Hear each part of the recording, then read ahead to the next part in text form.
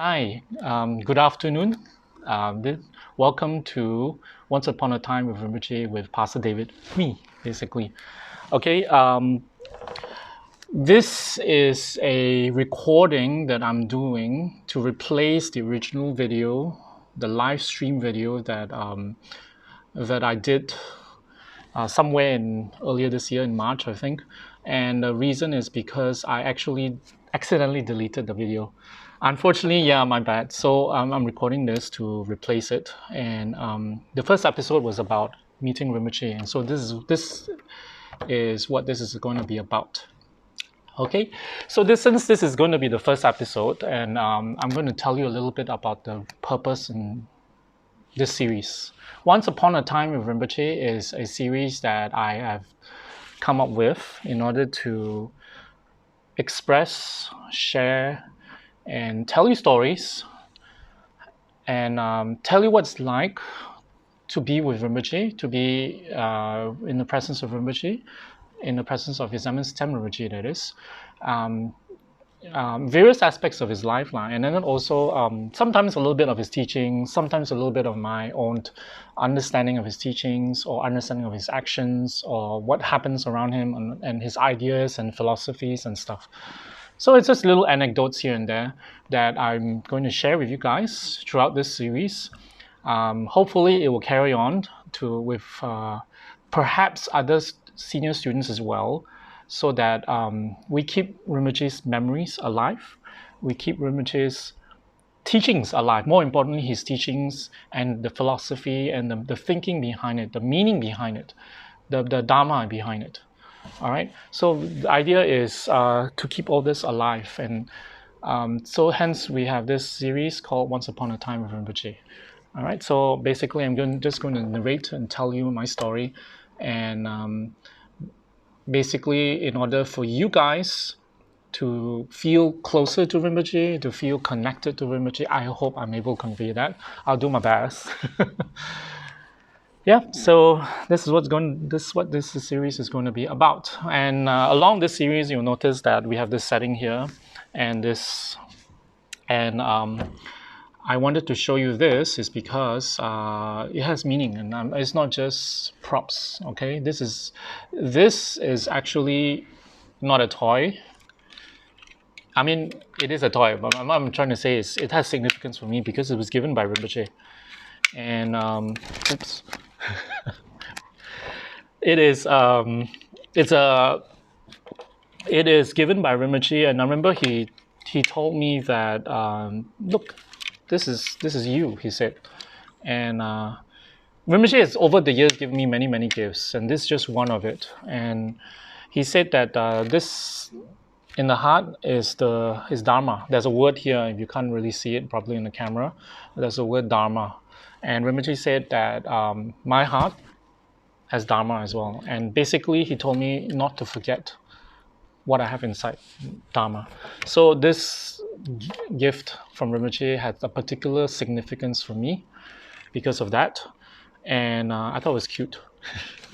Yeah, and I know some people have mentioned that it is expensive, that you can go for thousands. I'm not really sure. I doubt Rinpoche had the resources for that, because I'm sure there are a lot of other, this is probably not the original ones, but whatever it is, it has meaning for me. Not because it's expensive, more because it was from Rinpoche, more because of what Rinpoche said to me. All right, so I have this here throughout the series because of that. And then, of course, this statue of Manjushri holds particular significance, and I think, do I have? Let me see. I will tell you a bit about it later on. Because it's given by Rinpoche, it's the first statue that was given by Rinpoche. Rinpoche has given me a few, not many, a few small statues, and this is one of them. So, but this is the first. This is Manjushri. All right. And of course, this picture is my last picture of Rinpoche. I don't have, although I have been over the years been relatively close to Rinpoche over the years. I didn't manage to take many pictures of Rinpoche, but this is one of the few that I have, and it's the last one. It was just taken about a year before Rinpoche entered into Parinirvana. Okay, so it of course represents our spiritual relationship, you know. So, having said that, how did I meet Rinpoche? Now I have to rewind my head. I rewind back over the years. I recall I met Rinpoche somewhere in 2003. Yeah, somewhere around there. 2003, I was this is 2021, okay? So 2003 was about 17 years ago. 18 years ago, 17, 18 years ago, right? So during that time, I was 23, and I've just returned from Australia, and I think I've got my first job. I'm not sure, could be or already or looking for a job, you know. And then what happened was I met Rinpoche in the gym. The strangest thing, I didn't go to a Dharma center, I didn't go to a temple, I didn't meet Rinpoche on the street. I met Rinpoche in the gym. Very weird. But anyway, I met Rinpoche in a dream. I mean, in a gym, in a dream, in a gym, and that time it was, what's the place called in the Mid Valley? Celebrity, California. Now it's Celebrity, California. Whatever. There was a gym there, like, anyway. So I used to go there because my mother had a membership there, and I just took over my membership, and I went there, and then I bet I will go there regularly to, because the time after Australia, you know, after all the good food and all that, I came back, I put on a lot of weight, so I thought I just shed some, and also because I was looking for a job or just got a job, so I had some time, you see, so I was just working out, and I just saw this tall man and this shorter lady. The shorter lady is the trainer, obviously, because she's telling him what to do. And so every day I see them, and quite religiously, Rinpoche will always be there every single day at a certain time. I think towards the late afternoon to evening. And sometimes I'll go there, sometimes I don't. But when I don't, I don't see them. When I do, and I see. So my first impression of Rinpoche was that he was good looking. The time I think he was through a period where he was, I think he was he needed a work permit, so he had to do some modeling. So that time he went to the gym to lose weight and to, you know, to have the appearance of a model. So Rinpoche looked good, and so hence I've noticed, and but my impression of Rinpoche at that time was that he didn't look friendly, which was very strange because I thought he looked a little arrogant, to be honest, and so I didn't say much or do much, like I just passed by, you know, because, and then one time he said hello, and I said hello, and then we sort of started talking, you know, at the water where we drink water, and then I remember Rinpoche said that he was a lecturer. He didn't say, "Oh, I'm a Rinpoche, I'm a Lama, you know, and here's my card. If you need a puja, call me." No, he never said that. No, he didn't do that. What he did was he told me he was a lecturer, and I said, "Oh, really? That's interesting." And he said, I asked him, what do you lecture? And then Rinpoche said that he lectured in Buddhism. And I was like, oh, okay. That's really fascinating, because I had an intellectual interest in Buddhism for a long time. I don't consider myself a Buddhist. I was Christian, actually, that time. So what happened was, but I had an intellectual interest in Buddhism, and I was reading a little bit about it. So I told Rinpoche, and at that time, Rinpoche introduced himself as Kai. I was like, Kai, why Kai? You know, I couldn't make what name is that, you know. And so I asked him, so what's your background, your ethnic background? Rinpoche said he's Mongolian, I think. Rinpoche did say that. He didn't tell me the Tibetan part. He just said Mongolian. And if, as far as I recall, maybe he did. But anyway, he said that he was a lecturer in Buddhism. He's Mongolian, and then yeah, that was it. And I remember that night. What was interesting was that night actually, because I had a dream. I had the strangest dream that night when the time we met and we spoke. That night I had a dream, and in which I cannot remember. I remember when I woke up, I cannot remember what it was. All I remember was a voice in a dream, and that voice told me this person that you just met will change your life. And I was like, wow, what kind of dream is that? So I was wondering if it's going to be accurate. Because what piqued my interest was not really this dream. What piqued my interest is because prior to meeting Rinpoche, okay, I met someone who professed to himself to be a psychic. Okay, is an acquaintance of mine at that time, and he said that he's psychic, and he can read a lot of things from just looking at people. And when he looked at me, he said, "Oh, there's 3 people in your life that's going to be very powerful, that can potentially, he said, potentially change the course of my life." He said, "You already met 2." And I think he was implying himself as the second one. So I don't know. I just ignored that. Then he looked at me and he said, "Oh, actually, you're going to meet a third one soon, very soon," he said. And then he said, "This person is very powerful," he said. All he can, I pressed him to tell me more. He said that's all he can read. He said this person is going to be someone very powerful and it's going to has the potential to change my life. And then that was it. Then when I met Rinpoche and when I had that dream, so immediately I was thinking, I wonder if it was connected, this third person that my friend told me. So I just store in my mind, KIV, just in case if it does come true.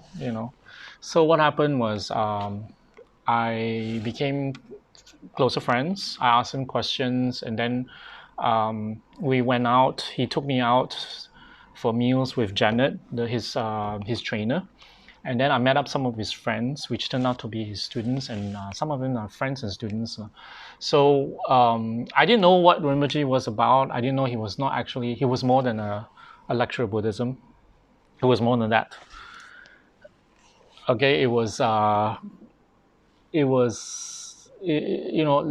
didn't know any of those things. It was much, much later that I came to find out. In the interim, before I was told, I asked a lot of questions about, not really a lot, but some questions of Buddhism that I was unclear of. I can't remember what they were now, but I did ask him and he answered them very very logically, very clearly, and I really liked Rinpoche's explanations. Kai, or that time he was known as Kai. Oh, by the way, Kai, Rinpoche told me, when I asked about his name, he told me that Kai means ocean in Hawaiian, and he used that as his name. And actually, it was also his. I think there was when you go for modeling, there's a name that you use, a pseudonym or something like that. So he used that, and Then finally one day, Rinpoche told his senior student, one of them, his assistant actually at that time, Pastor Chia. That time he was not a pastor, he was a Chia. And Chia asked me to come over to this location. It was a shop. And this location was Kechara Paradise, which I'm going to go into in one of the later episodes. But anyway, so I went up. It's a Dharma shop. It's a beautiful shop. It has really nice energy. It's full of things, Himalayan Buddhas, prayer things, offering items, and on the walls are full of pictures of lamas, yogis, meditation masters. So and when you enter in, it has a really nice feeling, very calm feeling. I really liked the place. I remember it was in SS2. I remember, and I went there, and he sat me down, and he started explaining what a lama is, what a Rinpoche is, and what Rinpoche's background is. In a sense of he's Tibetan Mongolian, and he's a Rinpoche, and I was like, oh, I see. I didn't know that before that, of course. And then what was interesting is after that, I started, when Rinpoche called me out, I started calling Rinpoche. I used to call him Kai, and then I don't call him that anymore. So I call him Rinpoche, which is more respectful because I know now that I know his status. And but the funny thing is, Rinpoche refused to to acknowledge. So he said, "No, don't call me that." He said, and I was like, "Oh no!" Then I don't know. I just feel it was not appropriate to call him Kai anymore. So I avoided it for a while. So every time I see Rinpoche, I just say hello. And I avoid calling Rinpoche by his name or any pronoun. So so that was what happened. Yeah, I remember. So in hindsight lah, okay, in thinking why Rinpoche did that, I think it was somehow in preparation for me to transition. You see, when I met Rinpoche, it was a friend. So there was a transition that needs to happen from a friend to a teacher disciple, or rather a spiritual friend. Okay, the technical term in the Dharma books is spiritual friend, because your teacher you shouldn't regard as a friend, as a casual as a friend, because we tend to disregard our friends. So and we carry that kind of attitude if we regard a teacher as a friend. He's more than a friend, although the term is spiritual friend, but it's not a normal friend. So our teacher should be someone we regard with respect. We should have some sort of reverence. And so whatever promises we make, whatever decisions that we decide to undertake with the teacher's guidance, with the teacher's teachings, according to teacher's teachings, we should have some sort of loyalty that's above being just a friend. Loyalty and subservience. Of course, we're not subservient to our friend, isn't it? So what happens is, but we're a teacher, we should, because it's a disciple, a teacher disciple relationship. So it's not a slave, or it's not being slave, or it's not being a some sort of some cult thing. It's not. It is to establish humility in the student. The teacher himself also have to have the certain qualities to be a teacher. That's why if you study Buddhism, you have to first identify the qualities in a teacher that you wish to be a teacher. In a sense of, he must be knowledgeable, he must have compassion, he must have humility as well. The teacher also have to have humility, not just a student. Okay, and he himself must be subservient to his own teacher. So there's a certain quality. So when you meet a teacher like that, they are qualified to be a teacher. So Rinpoche is like that. Okay, I learned all this through Rinpoche, and all the things about what the qualities of being a student from listening to Rinpoche and how he served his teacher. So hence the relationship of a friend and a disciple is very different. Hence there is a transition. So in hindsight, I was looking back, and was like, that time I just didn't understand. So I thought Rinpoche was just being, playful with me.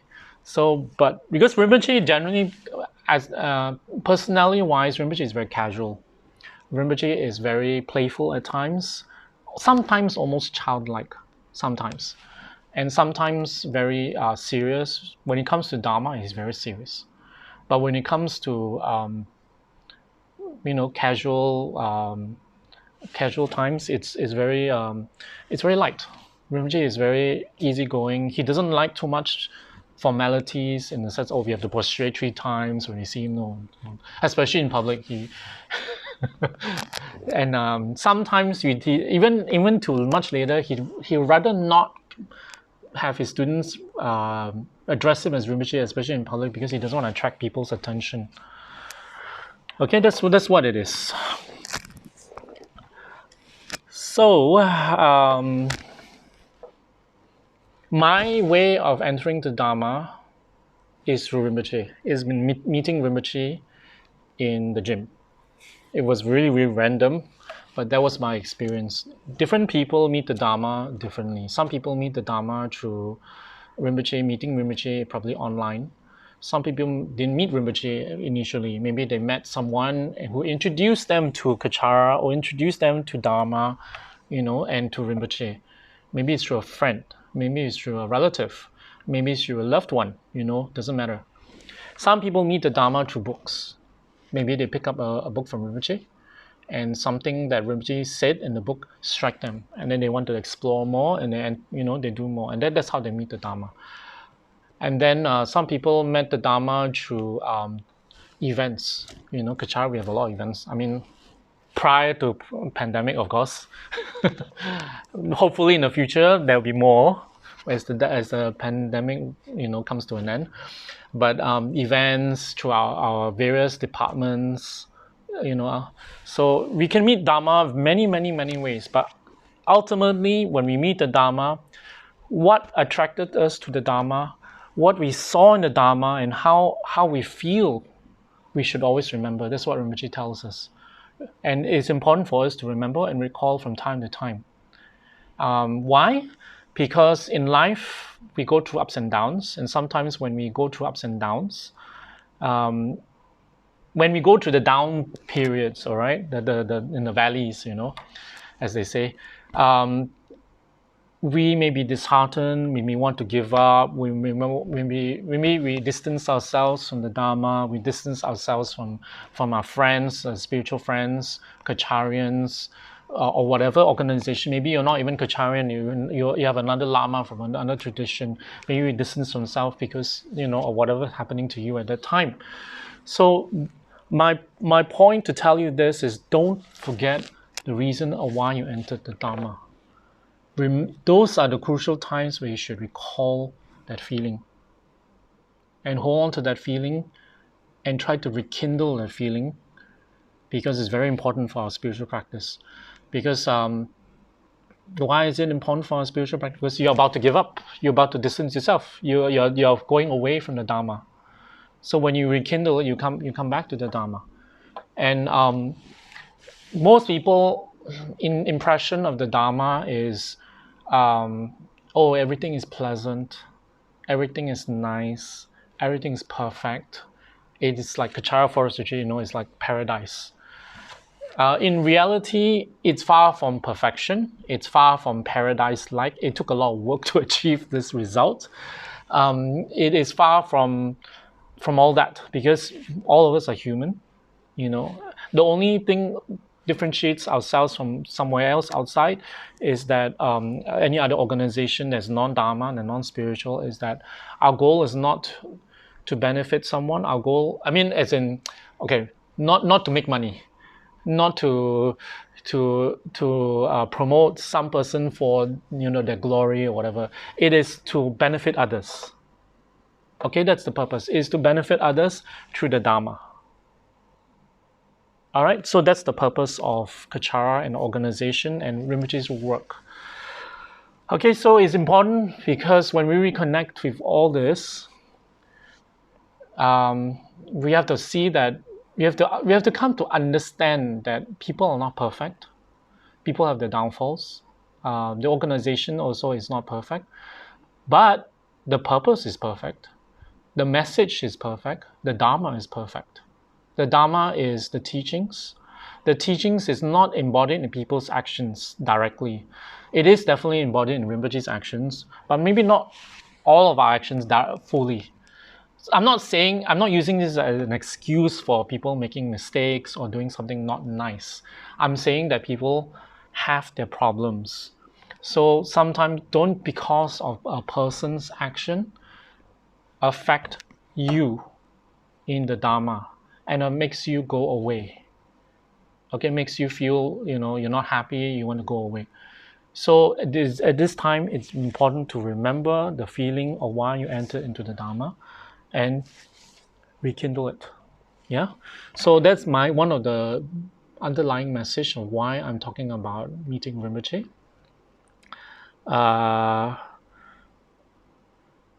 So back to the Manjushri statue. When I first met Rinpoche, during that period, Rinpoche didn't immediately, I met him in the gym, and the next day he shoved a Manjushri statue and prayed to this. No, he didn't do that. So what happened was, after I asked a lot of questions, after Rinpoche shared a lot, and I remember even one time, this is funny because Rinpoche remembered it for me, because a few years prior to Rinpoche left to his parinirvana, he reminded me that when I first met him, I told him not to convert me. Yes, you heard it right. I told Rinpoche not to convert me, and yeah, I told him that and when Rinpoche said, I recall, of course. So that time, but I was still interested, so I just told Rinpoche that, and Rinpoche was like, Rinpoche's reaction was very funny because he looked at me horrified. You know what he said? What do you think will benefit? Buddhism will be benefited with your presence if you're Buddhist. So I was like, I mean, I was so shocked by Rinpoche's reaction. I mean, but Rinpoche was, putting it lightly, lah. Okay, so what happened was Rinpoche was teasing me. So what happened was he said that in order to lessen my don't convert me thing. Okay, so subsequent after that, Rinpoche, always kept going on the stance that, I'm not looking for students. I'm just here to share. Okay, and he kept telling me I'm not his student. I'm just a friend. And but somewhere along the line, I got convinced. I felt this was. I felt comfortable with Rinpoche's message, and I felt it makes sense, and I liked the way Rinpoche explained it, and I liked what Rinpoche was trying to instill in his teachings and his students, and so it made me feel it answered a lot of questions that I had in my mind. Some of the questions I didn't even know I had.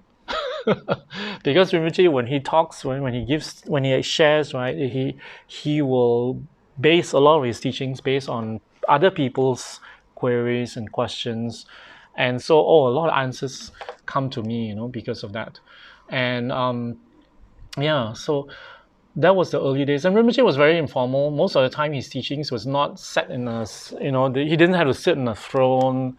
He didn't have to like, this is going to be a teaching about compassion, come to my teaching. No, initially it was not like that, because that was the days before Kechara. That was when I first met Rinpoche. There was no Kechara. Okay, Kechara Paradise was the only Kechara at that time, that the outlet.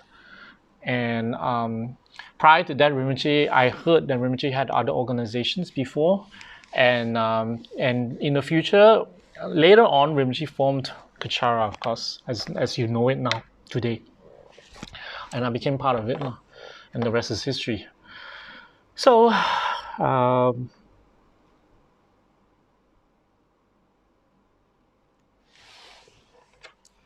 One of the things I want to explain to you guys regarding my sharing of meeting Rinpoche and who Rinpoche is about and what's it all about was that, especially when it comes to Dharma and it comes to your Lama, it's important to remember all these things.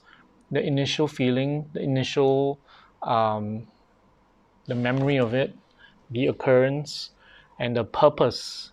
Some people came into Dharma, not directly. I mean, definitely when I came into Dharma, when I met Rinpoche, I didn't even know what Dharma is. So I didn't have an intention of Dharma. Many people come into Dharma not because of Dharma. Okay? They didn't know they need Dharma.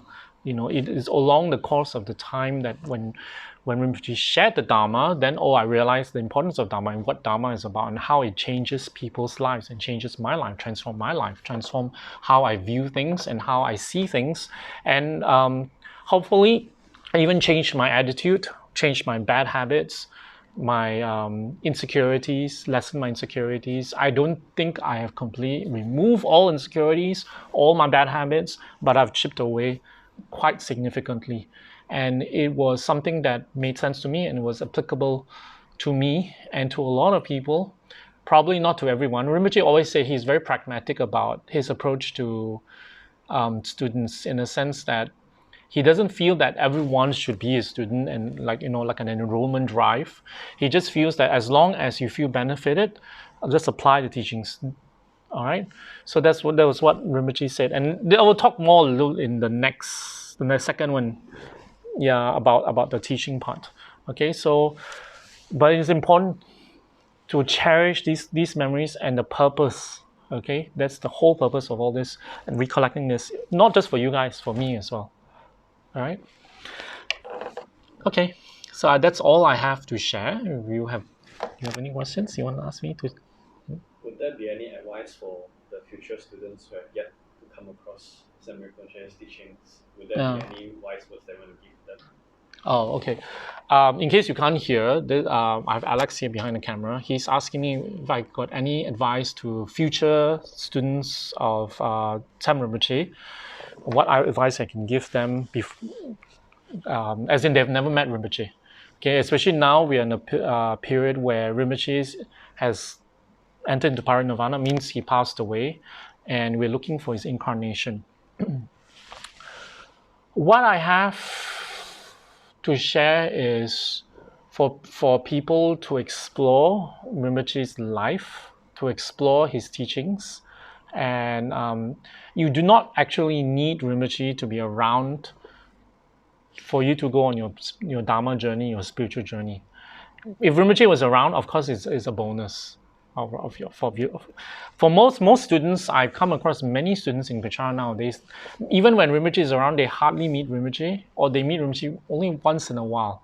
Okay, very very rarely, and it's not because Rinpoche is so like a superstar or anything like that.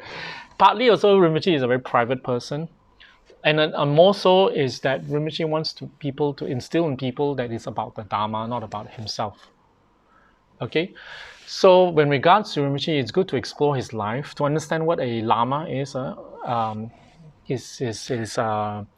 what a Lama is about, and his life, because many what he went through and the struggles and the purpose and why he went through his struggles, they have their whole little messages and teachings in itself, inspiration for our practice, and to explore his teachings. And because there's a lot, tons, hours upon hours of recorded teachings, that's enough for most people that's enough for, even if you're a seasoned Dharma practitioner for many years, you will still gain something from listening to it. All right. So to explore the teachings, to explore, and if you feel connected to Rinpoche, this is someone who is just new. But if you have decided that Rinpoche is going to be your Lama, what happens then? Then it will be important for you to get involved in whatever capacity you can get involved.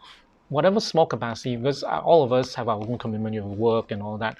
If you are in Malaysia, then it's easier. But if you are overseas, then it'll be a little harder. It will be more online, because online also Rinpoche had. It's almost like an encyclopedia, okay, on Rinpoche's blog, of various aspects, not just Dharma, mostly non-Dharma, but a lot of Dharma as well, about Dorje Shugden, about Tsongkhapa, Vajrayogini, about Dharma in general, about paranormal things, science, etc. Okay, to look through and to explore those, and to explore Rinpoche's YouTube teachings. And I think most of us now, that's all of the resource we have right now, and that we're connected to Rinpoche is through that.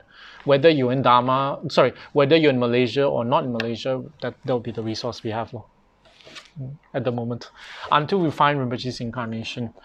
I think I made I gave an explanation later on, okay, of how this process is going to happen. So I won't go into it today. How the process of how to find Rinpoche will be addressed in another teaching.